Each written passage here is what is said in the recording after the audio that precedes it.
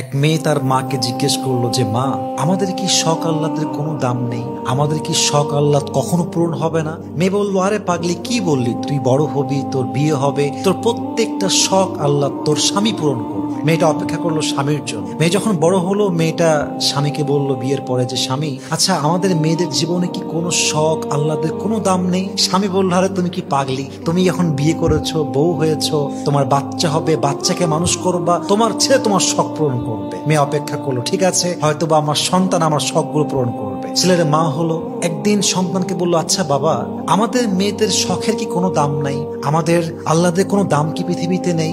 সন্তান বলছে, মা তোমার কি মাথা খারাপ? তোমার বয়স হয়ে গিয়েছে, তোমার এক পা কবরে ঢুকে গিয়েছে, তুমি এখন আল্লাহ বিল্লাহ করবা, কবরের ফিকির করবা। তখন মেয়েটা বুঝতে পারলো যে আসলে পৃথিবীতে নারীদের শখ বলতে কিছু নেই। পৃথিবীটা নারীদের আহ্লাদ পূরণের জায়গা নয়। নারীদের প্রথম এবং শেষ ঘর কবর ছাড়া আর কিছুই হতে পারে না। ঠিক কিনা বলেন?